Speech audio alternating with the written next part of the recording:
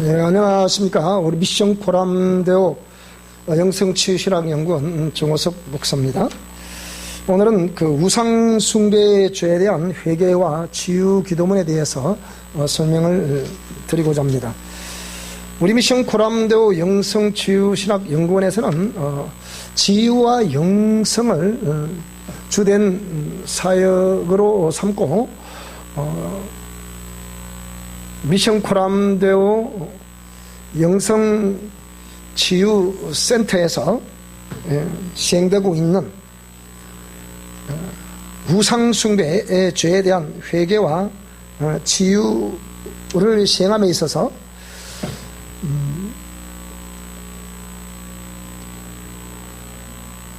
이 우상숭배의 죄에 대한 것이 얼마나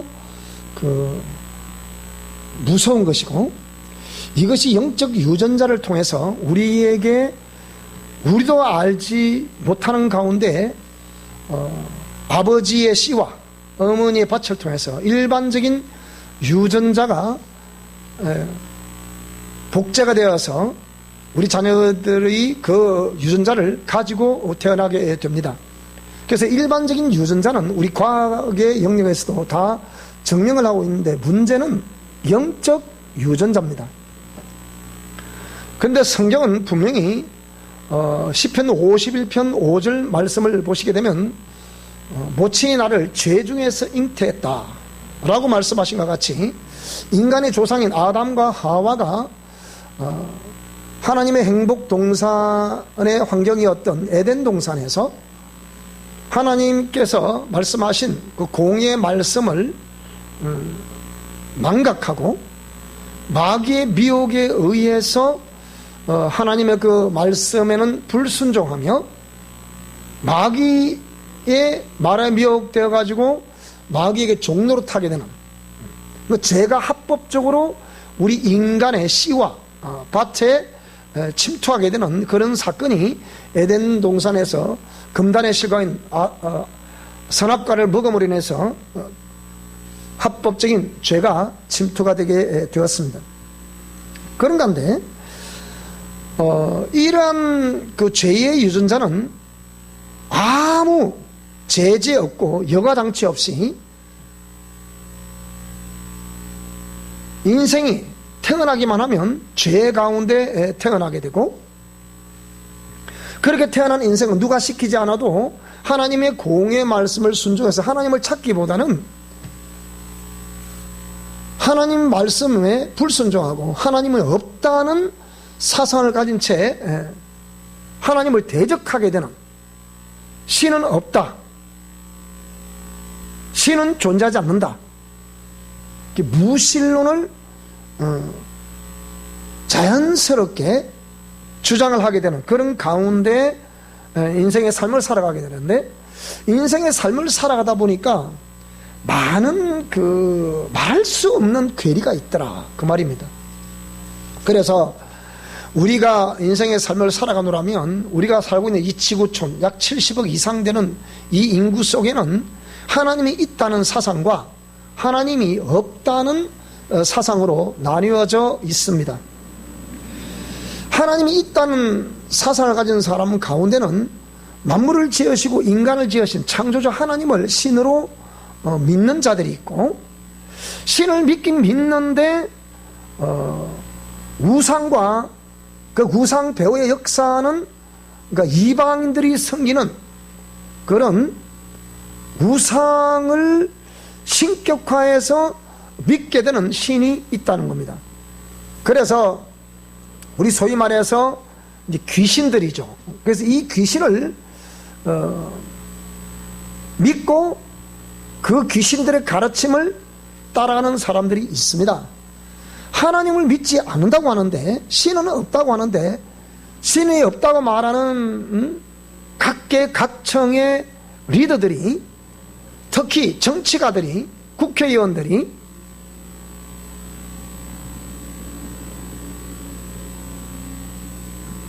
이런 선거철이 되기 전에 먼저 이 귀신들, 즉 무당들, 국가의 흥망성쇠를 점친다고 하는 이 국수무당들, 유명한 이런 무단들, 도인들을 찾아가서 이번 선거가 잘 되겠느냐 안 되겠느냐 그런 것들을 묻게 되고 거기에 수억을 대가로 지불하면서 자신의 미래의 어떤 흥황을 위해서 그 귀신들에게 자신을 어탁하게 되는 그런 경우가 우리 가운데 실제 일어나고 있는 현상 아닙니까? 그렇다고 하면 그 사람들은 무신론자들이 아니라 유신론자들입니다. 신이 있다고 하는 자들입니다. 그래서 이렇게 신이 있다고 하는 자들 가운데 만물을 지으시고 인간을 지으신 창조주 하나님을 믿는 사람들과 그리고 이방신을 저들의 절대자로 섬기는 그런 두 분류로 유신론을 주장하는 가운데는 분파가 되어 있고, 또 그 다음에 신이 없다고 하는 사람들인데, 신이 없다고 하면서 아까 말했지만 그런 무당들에게 물어보고 어탁하는 사람들은 신의 존재를 인정한다는 거잖아요.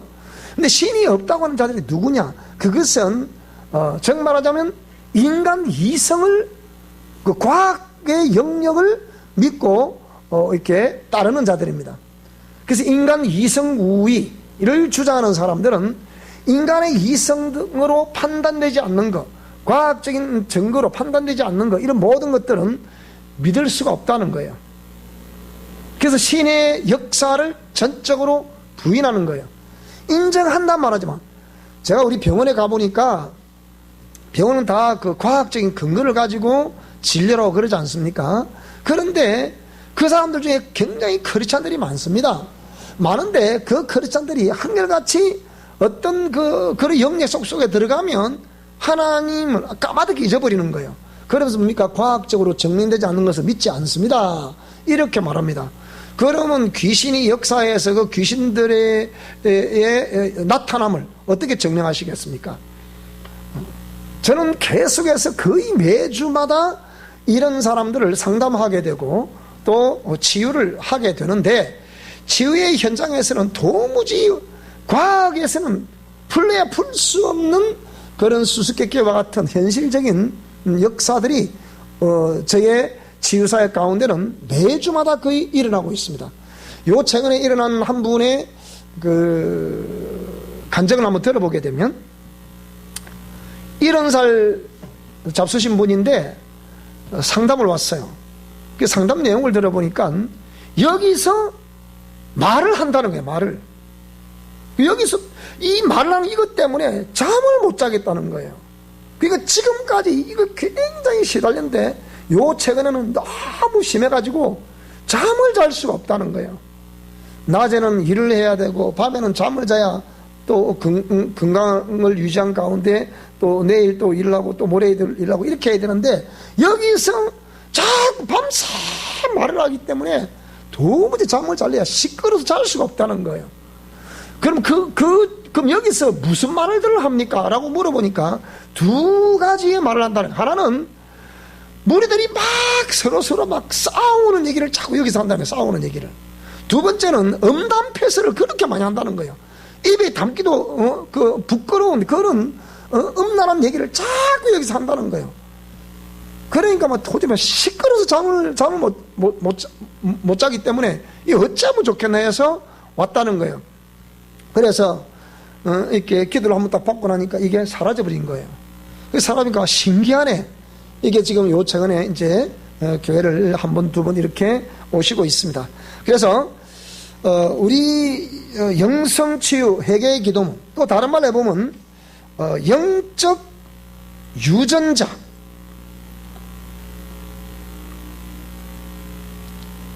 영적 유전자 회개와 그 관련된 치유 기도문이라는 제목으로 우리 미션 코람데오에서 치유하기 전에 매일매일 이렇게 우리 영적 유전자 회개, 그러니까 부정적인 유전자를 말하는 거죠. 그에 관련된 여러 가지의 그 사건들, 환경들, 이런 것들을 통해서 철저히 회개하고 어떻게 그 치유를 할 것인가에 대해서 영적 유전자 회개와 치유 기도문에 대해서 오늘 강의를 하겠습니다. 서론이 좀 길었습니다만은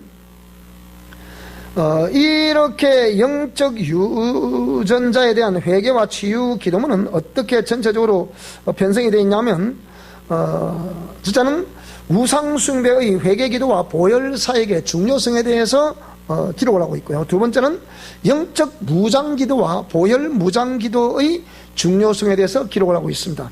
세 번째는 영적 무장 기도의 실제는 어떻게 해야 되는가.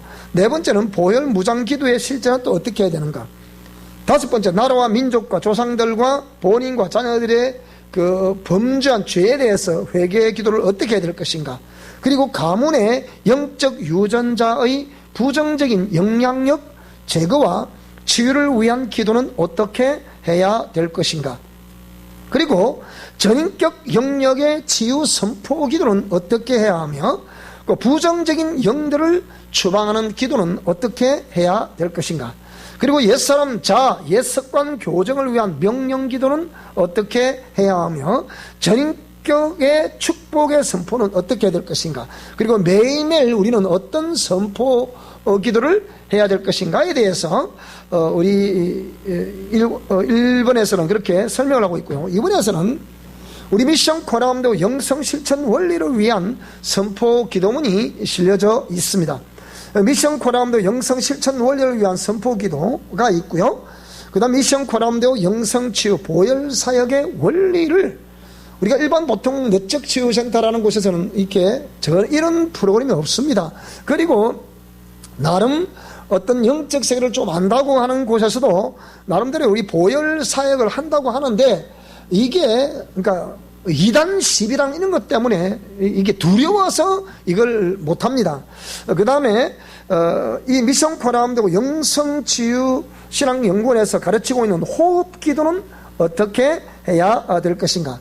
그리고 이렇게 우리가 어떤 집중적인 치유 기간에는 이렇게 하지만, 각자가 매일매일 일상에서는 우리가 어떻게 자가치유라 그러죠. 자기 자신에게 속에 역사하는 이 영들을 어떻게 치유를 할 것인가. 그러니까 미션 코라함도 자가치유를 위한 치유 방법을 설명하겠고요. 그 다음에 우리 미션 코라함도 영성치유신학연구원에서 그러니까 한 파트 중에 하나가 영성신학이기 때문에 우리 미션 코라함도 영성 치유신학연구원에서 묵상을 어떻게 할 것인가, 영성치유 묵상 방법을 우리 2번에서는 설명하고 있습니다. 그래서 이런 내용들을 이렇게 쭉쭉 설명해 가겠는데, 오늘은 우상숭배의 회개기도와 보혈사역의 중요성에 대해서 먼저 설명을 드리도록 그렇게 하겠습니다. 먼저 우리 우상숭배에 대해서 한번 살펴보겠습니다. 우상이란 도대체가 무엇입니까? 우상이란 것은 사람의 손으로 만든 수공물이다, 이렇게 시편 115편 4절로 8절에 기록을 하고 있는데요. 먼저 그러면 시편 115편 4절로 8절 말씀으로 한번 가보겠습니다. 여기 보게 되니까 4절에 보니까 그들의 우상들은 은과 금이요 사람이 손으로 만든 것이라. 5절에 보니까 입이 있어도 말하지 못하며 눈이 있어도 보지 못한다.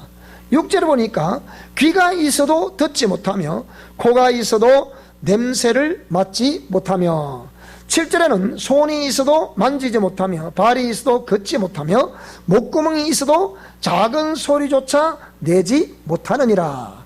8절에는 그렇기 때문에 이 우상을 만드는 자들과 그것을 의지하는 자들이 다 그와 같다.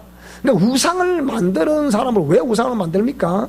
그것은 돈벌이 위해서 만드는 거 아닙니까? 그런 거 아니면 왜 만듭니까? 신앙 때문에 만듭니까? 그 신앙 때문에 만든다면 자기 속에 만물을 지으시고 인간을 지으신 창조주 하나님은 없다는 거예요. 그 우상이 신이라는 거예요. 그래서 우상을 만드는 자들이나 그것을 의지하는 자들이 다 그와 같다, 즉 우상과 같다, 이런 말씀이 되겠습니다.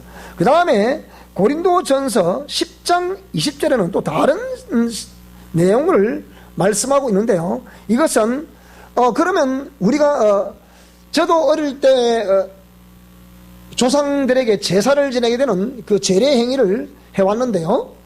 성경 고린도전서 10장 20절에는 뭐라고 설명을 하고 있느냐? 19절에 보니까 그런즉 내가 무엇을 말하느냐? 우상의 제물은 무엇이며 우상은 무엇이냐? 이렇게 고린도 교회를 향해서 우상에 대해서 설명하면서 무릇 이방인이 제사하는 것은 귀신에게 하는 것이요 하나님께 제사하는 것이 아니니 나는 너희가 귀신과 교제하는 자가 되기를 원치 아니하노라. 그렇게 설명을 하고 있습니다. 그러면서 너희가 주의 잔과 귀신의 잔을 겸하여 마시지 못하고 주의 식탁과 귀신의 식탁에 겸하여 참여하지 못하리라 라고 기록을 하고 있으므로 우리 기독교인들은 제사에 참여하지 않고 제사 음식을 만들지 않으려고 하는 겁니다. 왜? 그것이 우상을 숭배하는 행위들이기 때문입니다. 이 동영상을 보시는 모든 예수님을 믿고 안 믿고를 떠나서 여러분은 곰곰이 생각해 보시기 바랍니다. 과연 제사는 누구에게 제사를 드리는 거예요? 저도 어릴 때 오늘은 뭐 할아버지 제삿날, 오늘 할머니 제삿날, 또 누구의 제삿날 이렇게 제사를 많이 참석을 해봤습니다. 그 참석을 보통 우리 그 종손 내지 종갓집이라고 그러죠. 근데 가보면 제사가 보통 12개 내지 15개 정도 제사가 되지 않습니까? 그럼 그런 제사를 지낸 여러분에게 묻겠습니다. 우리가 진실하게 한번 대답을 해보세요. 여러분, 그런 돌아가신 분들이 만약에 내 육신의 아버지와 어머니 내지는 형제라고 할아버지 할머니라고 생각해 보시기 바랍니다. 그러면 그 조부모님들과 부모님이 살아계실 때 효도를 다하는 게 정상입니까? 돌아가신 난 이후에 제사를 착실히 잘 지내는 그것이 그분들이 원하는 바겠습니까? 단호히 말하겠습니다.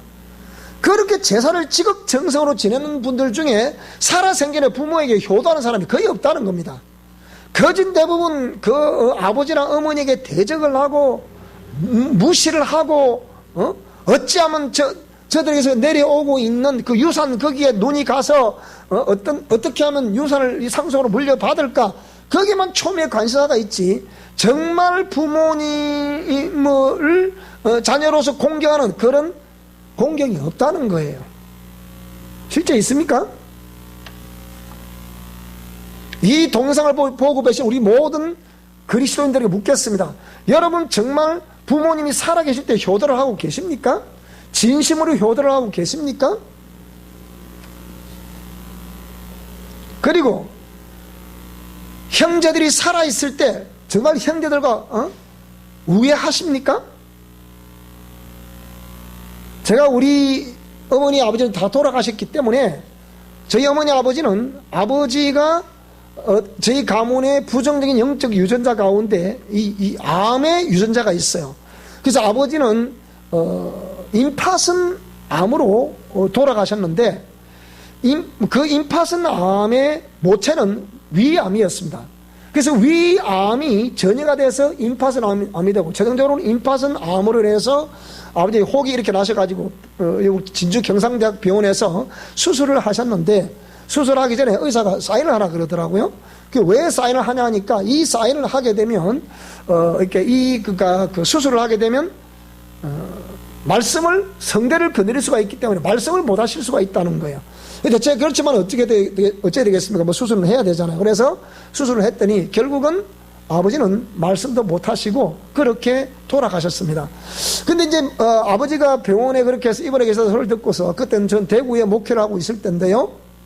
그래서 와서 이제 병문안을 하고 그러면서 아버지 말씀 못 하시니까 만물을 지으시고 인간을 지으신 분은 창조주 하나님이십니다. 아버지가 제가 처음 예수 믿을 때 그렇게 저를 핍박하셨지만 아버지께서도 예수님을 믿으셔야만 이 천국 갈 수 있습니다. 아버지가 비록 예수님을 부정하고 그렇게 핍박을 하셨지만 그러나 하나님은 사랑의 하나님이셔서 얼마든지 지금도 아버지가 예수님을 믿고 우주 만물을 지으시고 인간을 지으신 창조주 하나님을 믿고 예수님을 믿는다고 고백하시기만 하면 그리고 그 말씀대로 순종하시기만 하면 아버지는 육신의 삶은 이렇게 마감을 하시겠지만 영혼은 천국 갈 수 있습니다. 이렇게 말씀을 드렸어요. 그때는 반응이 없으시더라고요. 근데 또 제가 아시는 장로님 한 분이 그 부인과 함께 신발 가셔서 예수를 믿으셔야 천국 갑니다. 제 차례로 설명을 했더니 그때는 아버지 고개를 끄덕끄덕 하시더래요. 그래서 아버지는 복음 전함을 듣고 가셨기 때문에 저는 아버지가 낙원에 가 계신다고 믿습니다. 어머니는 제가 직접 전도를 해서 근 20년 동안 믿고 돌아가셨기 때문에 천국 가셨다고 믿습니다. 그 이후에 아버지는 단 한 번도 제 꿈에 뵈인 적이 없어요.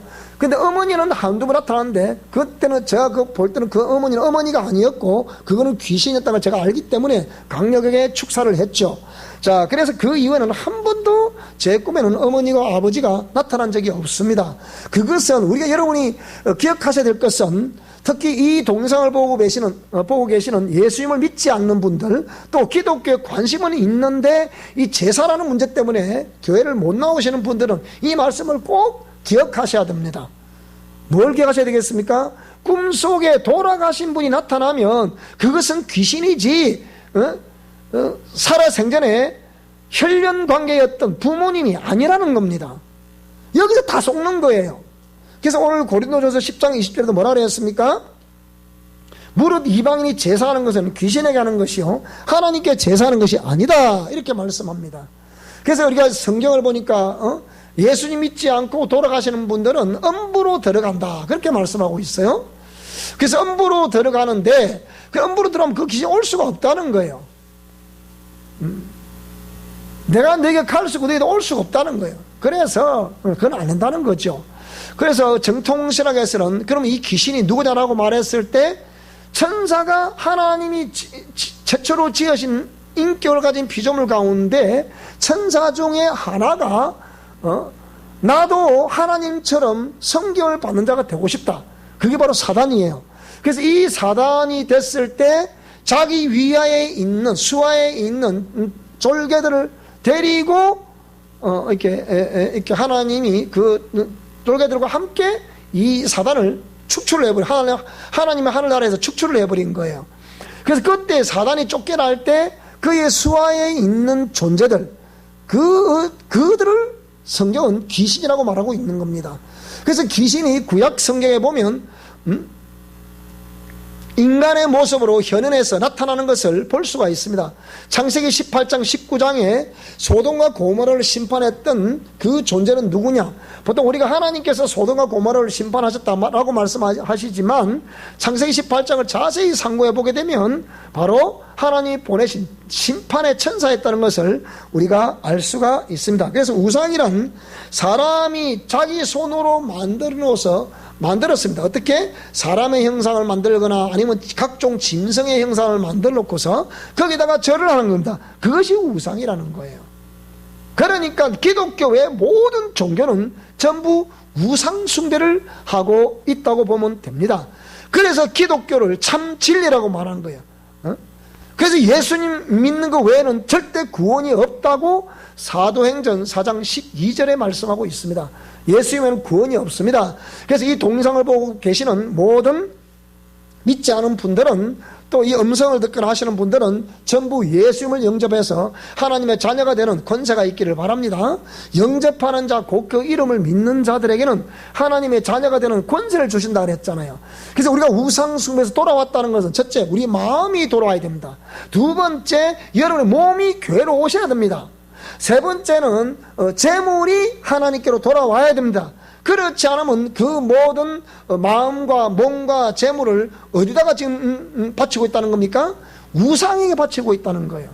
그 제가 어느 시제를 지낼 때 쓰는 그 제기를 담고 제작하는 회사에서 이 제기의 박스의 겉면에 뭐라고 글귀를 써놨냐? 조상 숭배는 신앙이다, 이렇게 써놨더라고요. 그러니까 죽은 조상을 결국 뭡니까? 신으로 떠받들고 있다는 거예요. 그래서 눈에 보이지 않지만 그 가문의 저주가 끊임없는 날이 계속 이어지고 있는 것입니다.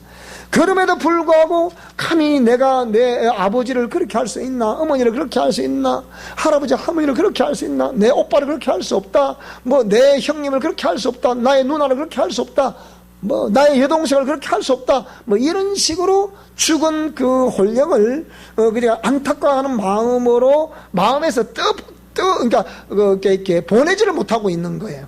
그래서 이게 문제가 된다는 거죠. 두 번째 우상숭배에 대해서는, 우상숭배는 영혼을 비패게 하며 정신세계를 혼미합니다. 고린도후서 4장 4절을 보게 되면 이 세상의 신이 믿는 자들의 마음을 혼미케 한다 그랬어요. 고린도후서 4장 4절에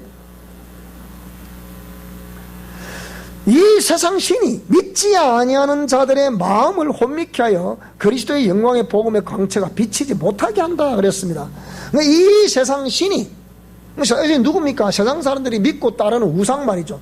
그 배어 역사하는 이 귀신 말이죠. 그걸 이 세상 신이라 말한단 말이죠. 근데 이 세상 신이 믿지 않는 자들의 마음을 혼미케 한다 그랬어요. 그러니까 지금 계속 그들은 이 지금 제사를 지내거나 우상 숭배하거나 이런 사람들은 거의 대부분 다 뭡니까? 100% 속고 지금 지내고 있다는 거예요. 그게 자꾸 내 조상이고 그게 자꾸 나 육신에 어떤 관계가 있다 생각하는 거예요. 끝났잖아요 이미. 여러분이 살아생전에 효도를 다했으면 그렇게 아쉬워할 거 없습니다. 살아생전에는 그렇게 불신앙하고 저희 아버지 돌아가시는 이후에 우리 어머니를 대하는 형님과 형수들을 보니까 제가 참 기가 차더라고요. 우리 경상도 말로. 어머니를 완전히 그냥 이거는 막 그런 하인 취급도 없어요. 자기를 낳아주는 어머니를 닦아 세우지를 않나. 그냥 막 윽박질러서 어머니가 눈물을 흘리게 만들지 않나. 그러니까 어머니가 위로받을 데가 없잖아요. 안 그래도 남편을 이런 가냘픈 여인의 그 모습을 가지고 있는데 어디 좀 기대고 싶은데 그 어머니가 그렇게 말씀하셨어요. 뭐라고 그러셨냐? 그때는 어머니가 처음에 예수님 안 믿으셨거든요. 그러니까 하나님 어디 있고 뭐가 뭐 부처가 어디 있나? 나는 너희들을 믿고 너희들은 나를 믿고 그래 살면 안 되겠나? 그렇게 말씀하셨거든요. 근데 아버지가 돌아가신 난 이후에 이제 그럼 어머니가 말대로 그렇게 돼야 되지 않겠습니까? 근데 어머니가 아들이 딱 쭉 기다려 보니까 아들이 막 어머니를 닦아 세우는 거예요. 뭐 어머니가 뭐 아버지가 뭐 우리한테 해준 게 뭐가 있냐부터 시작해서 뭐 이렇게 하지 막 닦아 세우는 거예요. 그러니까 어머니가 그냥 눈물을 뚝 떼고 할 말이 없으신 거예요. 해준 게 없으시잖아요. 가난만 물려주셨으니까. 그러니까 어머니가 저희한테 와서 이렇게 위로를 받고, 그래서 제가 복음을 줬죠. 어머니도 예수 믿으셨다. 그러니까 어머니가 뭐라고 그러셨냐? 나도 안 그래도 이렇게 가문에 어떻게 이렇게 노력을 하고 이렇게 땀을 흘리고 일을 하는데 풀리질 않나. 그래서 나는 언젠가는 나는 종교라면 바꿔봐야겠다고 생각했다는 거예요. 복음을 전하니. 그래서 제가 이제 목사니까 이제 저희 집 오셔서 자동으로 이제 교회를 가시게 되고, 가는 그날에 어머니가 처음 뭡니까? 가는 그날에 어머니가 방언이 터지게 된 거예요. 방언을 터지면서 어머니가 이렇게 예수님을 이제 하나님이 살아계시는구나 해서 이제 예수를 믿다가 어머니는 돌아가셨습니다. 또 우리 며느리 참 기가 차죠. 우리 집안에 그렇게 해서 효부가 없어요. 효부가. 그러니까 우리 어머니가 수많은 며느리를 받으러도 그건 당신의 진실을 있는 얘기를 한다. 누가 뭐 며느리끼리 비교를 사는 것이라 말에 누가 물었대요. 아니 우리 어머니가 90골댁인데 90골이라는 곳에서 어머니가 태어나셨어요. 그래서 우리 동네로 시집을 오셨는데 90골댁은 그 며느리가 5명이 있는데 5명의 며느리 중에 누가 최고 니한테 잘하냐라고 물어도 우리 어머니가 그러시더래요. 목사 우리 며느리가 최고 잘한다. 나를 참 평가해 주니라. 이렇게 얘기를 했다는 거예요. 그런데 그 얘기를 들은 사람이 동네의 어떤 아주머니가 그걸 우리 또 형수님한테 일른 거예요. 이랬더니 우리 형수님이 또 그 위에 또 자기 동서들 그걸 알려가지고 우리 어머니를 가지고 막 닦아 세우는 거예요. 형수님들이. 그래서 한 분이 우리 집에 전화를 하셔가지고 너희들이 어떻게 하길래 어머니는 너는 좋다고 우리만 미워하냐. 또 이렇게 닦아 세우네. 그런 얘기 아니잖아요. 그냥 주고받을 수 있는 그런 얘기. 여러분 솔직해집시다. 여러분도 여러분 자식 중에 잘하는 자식이 있어요 없어요? 있잖아요. 그걸 있다고 말하는 그것을 왜 시기 질투합니까? 그래서 하나님 믿는 사람과 하나님 믿지 않는 사람 이렇게 다른 거예요. 자, 생각해 보시기 바랍니다. 그래서 우상숭배의 세 번째는 후손에게 DNA를 통하여 이 유전이 되기 때문에 우상숭배의 부정적인 영향력이 그렇게 영적 유전자가 유전이 되기 때문에 우리는 우상숭배에서 철저히 회개를 해야 된다는 것입니다. 그래서 예레미야 애가 5장 7절에 보니까, 자, 예레미야 애가 5장 7절 한번 살펴볼까요?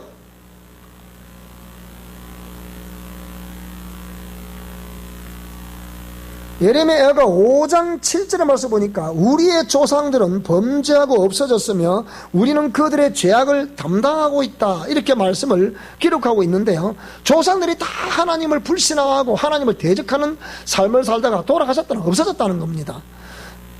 그런데 그 부정적인 영향력이 그 후손들에게 나타나고 있더라는 거예요. 그래서 후손들이, 부모들이, 조상들이 지은 그 범죄에 대해서 그 부정적 영향력을 그대로 받고 있다는 사실입니다.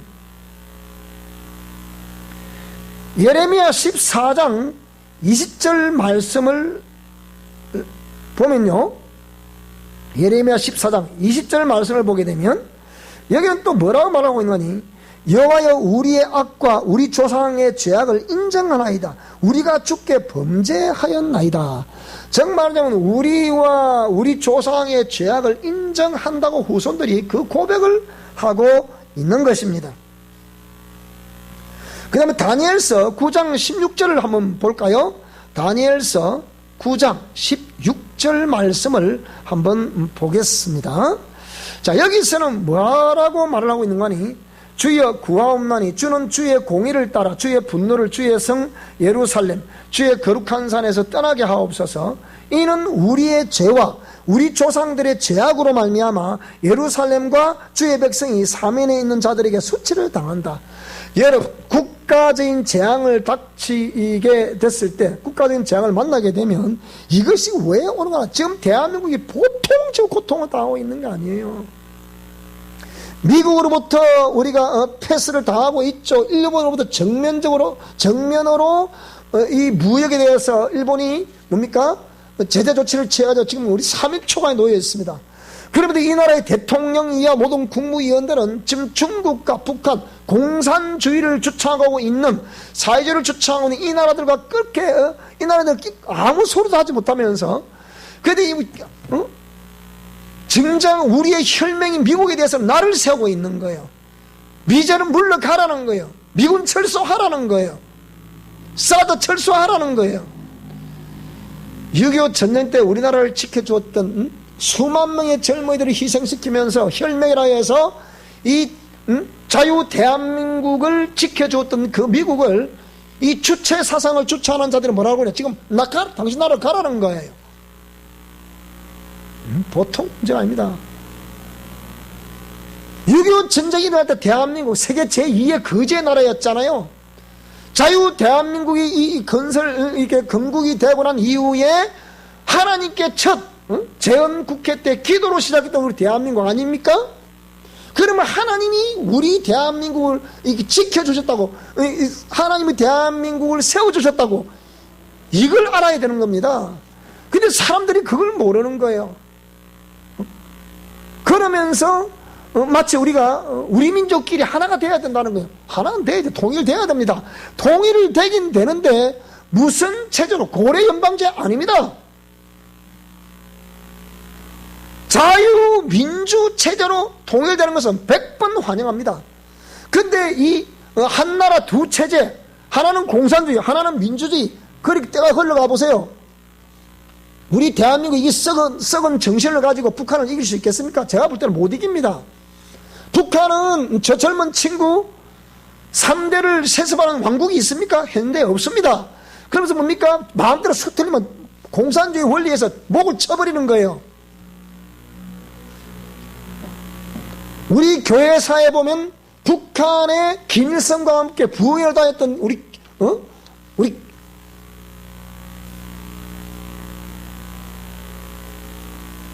목사님이 계셨잖아요. 부흥사했던 목사님 말이에요. 그런데 그런 목사님들도 결국은 어떻게 됐습니까? 다 북한전에 대해서 다 이렇게 김일성과 함께 나라와 민족을 위해 해방을 위해서 안 했겠습니까? 그 끝에 어찌 됐어요? 목을 쳐버렸잖아요. 박헌영이 목을 쳐버리잖아요. 다 목을 쳐버리는 거예요. 핵심 있는 요소를 지금 따라올 때는 그냥 따라오니까 그 미끼를 던지기 위해서 그냥 가만 놔두죠. 감히 북한의 체제를 지금 모릅니까? 자기 공화보다 바로 목 자른 거 못 봤습니까? 좀 졸았다고 목 자른 거 못 봤습니까? 그런 체가 북한입니다. 무슨 소리 하고 있는 거야 지금? 근데 너무 모르고 있는 거예요. 그러니까 이렇게 해서 후손들에게 그 부정적인 DNA를 통해서 죄와 죄성이 유전되기 때문에 우리는 우상 숭배에 철저히 회개를 해야 되는 것입니다. 그리고 영혼을 병들게 하며 각종 귀신들의 처소가 되기 때문에 우리는 철저히 회개를 해야 됩니다. 우리 계시록 18장 2절에 보게 되면 큰 성 바벨론이 있다. 근데 이 큰 성 바벨론은 도대체 어떤 곳이냐? 그 말입니다. 큰 성 바벨론이 뭐냐? 라고 했을 때 힘찬 음성으로 외쳐 이르되 무너졌도다 무너졌도다. 큰 성 바벨론이여 귀신의 처소고 각종 더러운 영이 모이는 곳이고 각종 더럽고 가증한 새들이 모이는 곳이 바로 큰 성 바벨론이라는 거예요. 근데 이 큰 성 바벨론이 어디 있냐? 바로 우리 안에 큰 성 바벨론이 있다는 거예요. 이 큰 성 바벨론이 제거되지 않고 있기 때문에 우상을 숭배한 것에 대해서 철저히 회개하지 않는 한 이 큰 성 바벨론은 우리 안에 무너지지 않습니다. 이 큰 성 바벨론이 있다는 것은 다른 말로 해보면 내 안에 죄와 죄성이 있다는 거예요. 창세기 4장 7절에 보게 되면 가인의 제사와 아벨의 제사에 드린 제사에 대해서 하나님은 아벨과 그의 제사는 받으셨는데 가인과 그의 제사는 받지 않으셨습니다. 근데 가인이 분노를 일으키는 거예요. 그래서 하나님이 가인 보고 뭐라 그랬습니까? 네 안에 죄를 짓고자 하는 소원이 있다. 그 죄를 다스려라. 죄를 다스리지 못하면 너는 제가 네 문 앞에 무릎을 꿇게 될 것이다. 그랬거든요. 다른 말로 해보면 가인이 그 죄성을 다스리지 못하니까 뭡니까? 그 죄성이 밖으로 튀어나와가지고 동생 아벨을 쳐 죽여버리는 거예요. 그걸 말하는 거거든요. 그러니까 그러면 그 가인과 아벨이 누가 그 안에 그걸 심어줬습니까? 성경 보기에 마귀가 그렇게 했다는 그 뜻, 표현이 있습니까? 기록이 있습니까? 없잖아요. 그러면 가인에게 어떻게 해서 그 가인에게 그런 죄성이 안에 있게 됐냐 이 말입니다. 그게 바로 죄인 아버지였던 아담, 죄인 어머니였던 하와, 그 속에 있던 죄의 유전자와 죄의 유전자 씨와 밭이 결합을 해서 뭡니까? 죄인을 생산하게 된 거예요. 아벨도 죄인이고 가인도 죄인이죠. 그런데 아벨은 어찌 보면 자기가 죄인이라고 깨달았을 수도 있어요. 그런데 가인은 그걸 못 깨닫는 거예요. 그러니까 하나님이 아벨과 그의 제사를 받았다는 거죠. 그러니까 아벨의 중심과 그 중심에 드리는 제사는 하나님이 받으신 거예요. 그런데 가인은 이미 중심도 그냥 불합격이라. 그러니까 그 자기가 죄인이 안다 모른다. 가인은 모른다는 거예요. 그래서 하나님은 그걸 다스려라. 안 다스리면 안 된다. 그래 말했지만 가인은 그걸 못 다스림으로 인해 가지고서 동생을 쳐 죽여버리는 최초의 살인 사건은 형제가 형제를 죽이는 것이었습니다.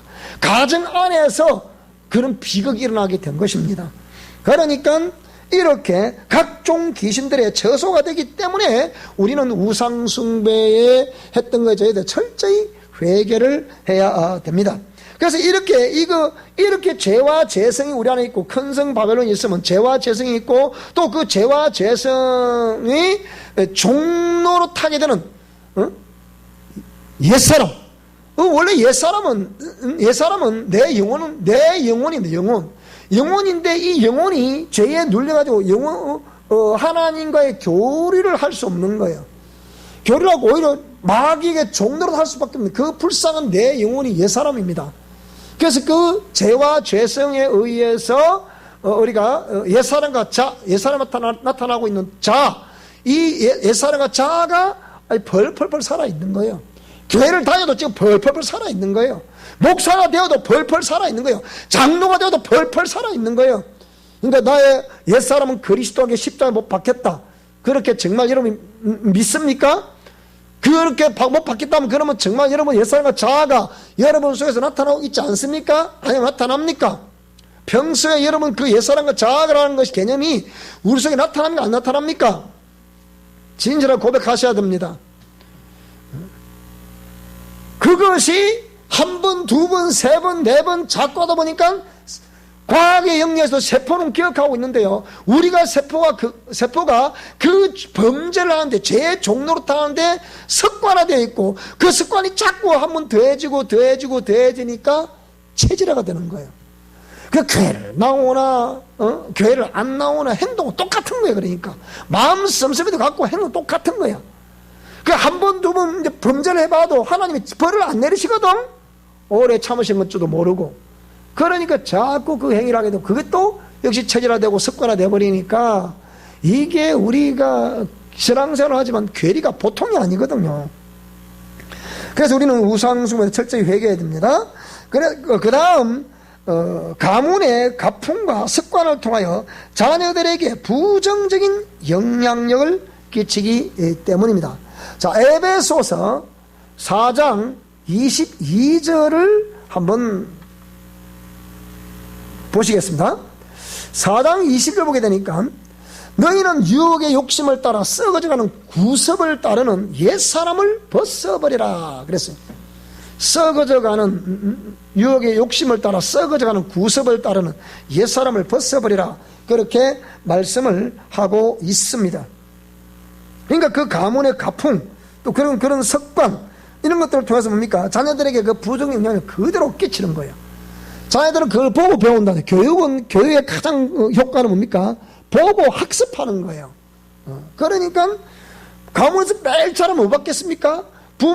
부모님들은 절대로 자식에게서 다투지 말고 싸우지 말하잖아요. 다투고 싸울 일이 있거든. 자식들을 집안에 편안하게 놔두고 산골짜기에서 싸우고 오든지 바닷가에 싸우든지 그렇게 하라잖아요. 절대 자녀들 보는 앞에서 큰 소리 내지 말라잖아요. 그것을 보는 자녀들은 그 결혼에 대한 환상이 다 깨지고 이성에 대한 환상이 다 깨지는 거예요. 그러니까 요즘 우리 한국 사회처럼 이렇게 나이 많은 우리 아들, 딸들이 결혼한다 안 한다? 안 한다는 거예요. 왜 안 합니까? 부정적인 면을 봤기 때문에 안 하는 거예요. 뭐 내가 할 일이 많아서 뭐 안 한다고 하지만, 뭐 아직 하고 싶은 일들이 많아서 뭐 못 한다고 하지만, 사실은 그 내면에 보면 영적 의미는 전부 다 엄마 아빠의 부정적인 면을 봤고, 그 부정적인 면이 부정적으로 인식이 되어 있기 때문에 결혼을 안 한다는 거예요. 자, 이것도 참고해 보시기 바라고요. 그 다음에 그 영향력을 타인에게도 끼치면 해를 끼치기 때문에, 내가 그를 회개 안 하다 보니까 그 옛사람과 그 본능적으로 말하고 본능적으로 행동하는 그 습관이 그대로 나타나기 때문에 우리는 이렇게 타인들의 그 영향에 부정 영향을 끼친다는 거예요. 싸움을 한다든지, 타인들을 가해를 한다든지, 이렇게 또 무시를 당한다든지, 뭐 이렇게 타인들에게 영향력을 끼친다는 거예요. 안 그러면 빈대처럼 붙어가지고 피를 쪽쪽 빨아먹거나 그런 짓을 하고 있다는 거예요. 자, 우상숭배 회개 기도와 보혈사의 중요성에 대해서, 두 번째는 회개 기도에 대해서 그러면 설명을 드리도록 하겠습니다. 회개란 잘못된 방향을 돌이키는 것입니다. 그럼 그 우상숭배했던 것이, 제사를 지내는 이런 모든 것들이, 이 이방신을 섬겼던 모든 것들이 잘못된 것인 줄 알고 빨리 돌아와야 된다. 돌아오는 것이 회개라는 거예요. 그리고 회개란 잘못된 지식을 돌이키는 것입니다. 내가 지금 알고 있던 선지식, 이게 잘못됐어 말고 빨리 돌이켜야 되는 거예요. 세 번째로는 잘못된 습관을 교정해야 됩니다. 말로만 가서 뭐 잘못했습니다, 고백한다고 되는 것이 아니라, 보통 우리 그리스도인들이 변화가 안 되는 이유 중에 뭡니까? 고백만 하지 돌이키지를 않는 거예요. 잘못된 습관을 교정을 안 하는 거예요. 그러니까 평생 교회를 다녀도 뭡니까? 변화가 안 되는 거예요. 그 제가 영성 그 지혜 완성이라는 책에 보면 뭐라 그랬습니까? 뭐 생명의 사람 그 의식 상승 과정, 이런 책들을 읽어보게 되면 뭐라 나와 있느냐? 그 글이 나와 있잖아. 뭐라고요? 천사표 권사님, 악마표 시어머니. 교회에서는 천사표 권사님인데 집에 오니까 악마로 시어머니가 변하더라는 거예요. 그게 뭘 말하는 거예요? 변화가 되지 않는다는 거예요. 잘못된 습관을 교정하지 않기 때문에. 그 다음에 잘못된 방법을 교정하지 않는 거예요. 내가 지금 계속 이런 방법을 시도를 해서 이게 자꾸 막히고 그냥 충돌을 일으키고 뭐 이렇게 되면 빨리 그걸 바꿔야지. 응? 그 다음에 해결한 잘못된 생각을 교정하는 거예요. 성경에 뭐라 그랬습니까? 마음에 가득한 것을 입으로 말한다 그랬잖아요. 생각, 그 마음에서, 생각 속에 있는 것이 마음을 통해서 이렇게 나오는 거잖아요. 이렇게요. 그래, 이것을 철저히 방향을 돌이켜야 되고, 지식을 돌이키고, 습관을 교정하며, 방법을 교정하고, 생각을 교정하는 것이 회개입니다. 정 말하자면, 지금 우리 기독교들이 많이 시행하고 있는 그냥 불철주야로 그냥 궁떡방아 찌어가면서 잘못했습니다. 회개합니다. 고백만 했다고 해서 그게 회개가 아니라니까요. 정말 회개를 해서 여러분 삶이 바꿔져야 되지 않겠습니까? 의식이 바꿔져야 되네. 말과 행동이 바꿔져야 되잖아요. 표정이 바꿔져야 되잖아요. 인상이 바꿔져야 되잖아요. 삶이 달라져야 되잖아요. 대인관계 달라져야 되잖아요. 근데 안 되잖아. 보세요. 왜 그렇습니까? 진정한 그는 회개가 아니다. 고백만 했을 뿐이다. 고백은 받지도 않습니다. 그걸 아셔야 됩니다. 자, 그러면 보혈사역의 중요성을 설명하겠습니다. 정말 보혈은 영혼육을 죄와 분리시켜 줍니다. 예수의 보혈은. 그래서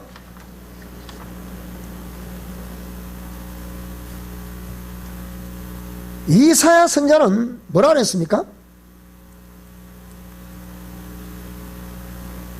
이사야 선지자는 이사야 59장 2절에 뭐라 그랬어요? 오직 너희 죄악이 너희와 너희 하나님 사이를 갈라놓았다. 너희 죄가 그의 얼굴을 가려서 너희에게서 듣지 않으시게 합니다. 그랬습니다. 그렇기 때문에 이 죄악은 하나님과 우리 사이를 갈라놓는 거예요. 그런데 보혈은 영혼육을 그 죄와 분리를 시켜주는 거예요. 그러니까 정말 하나님과 연결시켜준다 이 말입니다. 죄는 하나님과 우리 사이를 분리시키지만은 보혈은 그 죄와 우리 사이를 분리시켜주는 거예요. 그래서 우리를 하나님께로 붙여주시는 거예요. 그게 보혈입니다. 그 다음 보혈은 마귀와 세상 임금의 권리를 제거합니다. 세상 임금의 권리를 제거하는 거예요. 그 다음에 보혈은 사망 권세를 제거합니다. 히브리 2장 14절에 사망의 세력을 잡자 마귀의 일을 없이 한다 그랬잖아요. 요한복음 16장 8절에는 죄에 대하여 의에 대하여 심판에 대해 책망을 성령님 하시는데 거기에 대해서 가장 확실한 것은 뭡니까? 예수님의 보혈이 그 속에 들어가면 그 보혈이 그 죄를 깨끗이 척결해 주기 때문에 바로 사망 권세를 제거하게 되는 거죠. 보혈은 각종 질병을 제거합니다. 마태복음 4장 23절로 24절을 한번 보면요, 여기에 예수께서 온 갈릴리에 두루다니사 그들의 회당에서 가르치시며 천국 복음을 전파하시며 백성 중에 모든 병과 모든 약한 것을 고치시더라 그랬습니다. 그래서 보혈은 각종 질병을 제거하고요. 그 다음에 보혈은 영혼육의 내면을 정결한 상태로 만들어줍니다. 성령, 거룩한 영, 거룩할 성자, 신령 영자, 성령은 홀리 스피릿이라고 부르는 이 성령님은 거룩한 곳이 아니면 임재하시지 않습니다. 거룩한 곳에만 임재하시게 되는 겁니다. 그렇기 때문에 이 보혈은 영혼육의 내면을 정결한 상태로 만들어줍니다. 그래서 데살로니가 전서 5장 23절에 보게 되면요, 자 5장 23절을 한번 보시게 되면 이렇게 말하고 있습니다. 평강의 하나님이 친히 너희를 온전히 거룩하게 하시고 또 너희의 온 영과 혼과 몸이 우리 주 예수 그리스도께서 강림하실 때에 흠없게 보존되기를 원하노라 그렇게 말씀했습니다. 우리 영혼을 흠없게, 영혼육을 흠없게 보존하는 것은 예수님 보혈 이외에는 없습니다. 그 은혜 이외에는 없습니다. 그래서 고린도전서 3장 16절로 17절에 뭐라고 그랬습니까? 여기는 너희 몸이 하나님의 성령이 거하시는 전인 줄을 알지 못하느냐? 내가 거룩하니 너희도 거룩하라 라고 말씀했습니다. 근데 우리 몸은 하나님의 성령이 거하시는 전이라는 겁니다. 거룩한 성령이 거하시는 전이라. 그럼 거룩한 성령이 거하시게 하려면 깨끗해야 되잖아.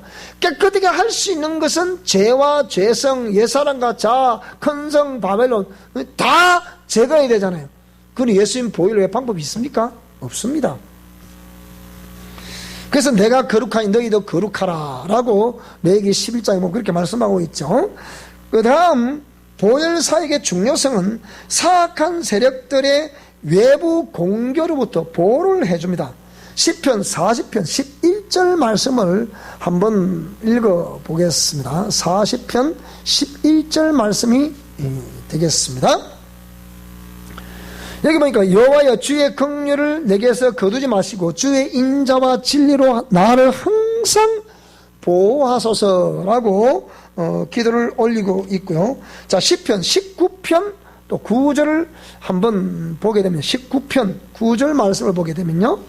여호와를 경외하는 도는 정결하여 영혼까지 이르고 여호와의 법도 진실하여 다 의롭다. 잠언 22장 11절 말씀을 한번 보겠습니다. 22장 11절 말씀을 보시게 되면 마음의 정결을 사모하는 자의 입술에는 덕이 있으므로 임금이 그의 친구가 된다. 우리가 정결을 해야만이 외부의 세력들로부터 우리가 이렇게 보호도 받을 수가 있고, 우리가 정결해야만이 뭡니까? 하나님께서 우리의 친구가 되어주신다는 거예요. 그래서 보혈사역의 중요성은 여기에 있습니다. 자, 두 번째, 영적 무장기도 및 보혈 무장기도에 대해서 한번 설명을 드리겠습니다. 이것은 뭔가니 영적 무장기도와 보혈 무장기도는 언제 그럼 사용을 해야 되느냐라고 우리가 질문을 하게 되면 첫 번째, 매일 하루하루를 시작하기 전에 이 영적 무장기도 및 보혈 무장기도를 실시해야 됩니다. 그 다음에 특정 공간에서 업무를 시작하기 전, 즉 직장에 다니시는 분들은, 또 사업을 하시는 분들은 특정 공간에서 업무를 시작하기 전에 뭐 차량이라거나 차량 운행을 하기 전이라거나 또 직장에 출근을 했을 때라거나 사업장에 출근을 했을 때 사무실 딱 앉아가지고서 이 보혈 무장기도, 영적 무장기도를 하고 보혈 사역을 시행하시면 되겠습니다. 그 다음에 어떤 특정인을 만나기 전에 이 영적 무장기도 및 보혈 무장기도를 해야 됩니다. 왜 특정인을 만나기 전에 이걸 하라 그런 거 아니? 영적 전이는 대인 관계를 통해서 이루어지는 것은 특정 장소라거나 특정 장소에 출입을 하거나, 예를 들면 어떤 이방신을 섬기는 곳에 참석을 하거나, 무당집에 이렇게 지나가거나, 어떤 이방 종교의 처소를 지나가거나, 또 그와 연관성이 있는 곳을 또 만나게 되거나, 또 그걸 절실히 섬기고 있는 그런 사람들을 만나게 되거나, 이러다면 눈에 보이지 않지만 영적 공격이 들어오고 영적 전이가 일어납니다. 내가 확신과 내 영이 약하면 그 강한 영들로부터 내가 지배를 당하게 되고 내가 거기에 눌림을 당하게 되는 겁니다. 그렇기 때문에 특정인을 만나기 전에 반드시 영적 무장기도를 해야 되고 보혈 무장기도를 해야 됩니다. 그 다음에 특정한 일을 시작하기 전에 반드시 우리는 이 영적 무장기도와 보혈 무장기도를 하셔야 됩니다. 그 다음에 외출이나 어떤 여행시, 선교여행을 간다거나 아니면 가족여행을 간다거나 어떤 우리 집을 벗어나 다른 곳으로 여행을 할 때 반드시 운전할 때도 기도를 하셔야 되고, 또 그 여행을 할 때도 기도를 하셔야 되고, 여행 가서 어떤 호텔이라거나 어떤 여관이라거나 어떤 또 펜션이라거나 이런 곳을 이용할 때 반드시 거기 들어가서 무장기도를 해야 되고 보혈로 청소를 해야 되고, 이런 사역을 꼭 하셔야 됩니다. 그럼 영적 무장기도를 어찌하게 되겠어요? 영적 무장기도를 이렇게 합니다. 자, 내용은 그렇습니다. 내용은 하나님의 말씀에 의지하여 전신갑주를 입습니다. 그래 말합니다. 자, 이런 내용들은 우리 에베소서에 보게 되면 이런 내용들을 말씀하고 있습니다. 그래서 에베소서에 있는 말씀대로 이런 말씀에 의지하여 우리는 영적 무장기도를 하게 된다는 거죠. 이게 무장기도를 꼭 하셔야 됩니다. 그래서 여기에 보면 에베소 6장 12절 11절부터 보게 되면 마귀의 관계를 능히 대적하기 위하여 하나님의 전신갑주를 입으라. 우리의 씨름은 혈과 육을 상대하는 것이 아니고 통치자들과 권세들과 이 어두움의 세상 주관자들과 하늘에 있는 악의 영들을 상대함이라. 그러므로 하나님의 전신갑주를 취하라. 이는 악한 날에 너희가 능히 대적하고 모든 일에 행한 후에 서기 위함이다. 그러니까 그런데 너는 서서 진리로 너희 허리띠를 띠라. 의의 호심경을 이렇게 붙여라. 그 다음에 평안의 복음이 준비한 것으로 신발을 신으라. 모든 것 위에 믿음의 방패를 가지고 일어서 넣기 악한 자의 모든 불화살을 소멸을 하라. 구원의 투구를 쓰고 성령의 검 곧 하나님 말씀을 가지라. 이렇게 해서 에베소 6장 11절부터 17절에 있는 말씀, 이 말씀에 의지하여 영적 무장기도를 실셔야 되는 겁니다. 그래서 이렇게 내용은 그렇습니다. 다 같이 영적 무장기도를 하겠습니다. 하나님의 말씀에 의지하여 전신갑주를 입습니다. 머리에는 구원의 투구를 씁니다. 가슴에는 의의 흉배를 붙입니다. 허리에는 진리의 허리띠를 띱니다. 발에는 평안을 예비한 복음의 신발을 신습니다.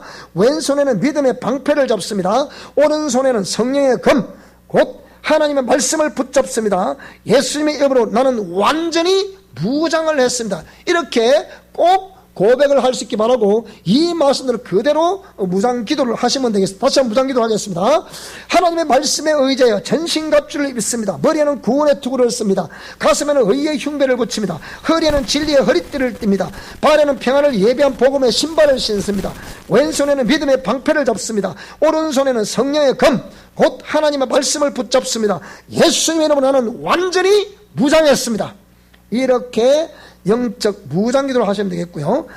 네 번째, 보혈 무장기도는 어떻게 하느냐. 보혈 무장기도는 실제 이렇게 하면 되겠습니다. 역시 이 비슷한데요, 말씀에 의지하여 전신갑주를 입습니다. 전신갑주를 입습니다. 내 머리부터 발끝까지 예수님의 보혈을 뿌리고 바르고 덮습니다. 쏟아 붓습니다. 내 마음에도 가득 채웁니다. 사랑하는 내 가족과 성도들에게도 전신갑주를 입히고 예수님의 보혈을 뿌리고 바르고 덮습니다. 쏟아 붓습니다. 가득 채웁니다.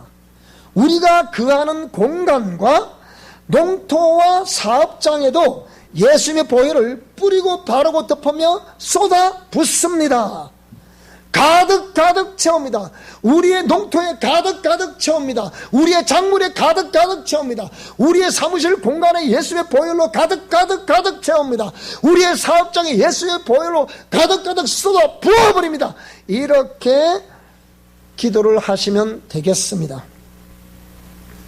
여러분, 이렇게 해서 우상숭배 회개기도와 보혈사역의 중요성, 영적 무장기도 및 보혈 무장기도를 하는 방법, 그 다음에 보혈 무장기도의 실제를 말씀을 드렸으니까 이대로 잘 준행하셔서 오늘 저와 여러분들이 우상숭배의 죄에 대한 회개와 치유기도문 가운데 우상숭배 회개기도와 보혈사역의 중요성, 영적 무장기도 및 보혈 무장기도는 방법을 다 말씀드렸으니까 오늘 제1강에서는 여기까지 하도록 하겠습니다. 자, 수고하셨습니다. 다음 강의는 이제 본론에 들어가서 나라와 민족과 조상들과 저희의 자녀들의 죄를 회개한다 했을 때 우리나라와 민족이 어떤 범죄를 했느냐, 또 우리 조상들이 어떤 범죄를 했냐, 나는 어떤 범죄를 했나, 우리 아이들은, 자녀들은 어떤 범죄를 했나, 이런 것들을 철저히 이제 고백하며 회개하고 가슴을 치며 회개하는 그런 시간은 다음 시간에 또 강의를 한다 하지만 실제로 어떻게 선포하냐, 선포 기도를 실제로 시행하도록 그렇게 하겠습니다. 제1강은 여기까지 하도록 하겠습니다. 수고하셨습니다.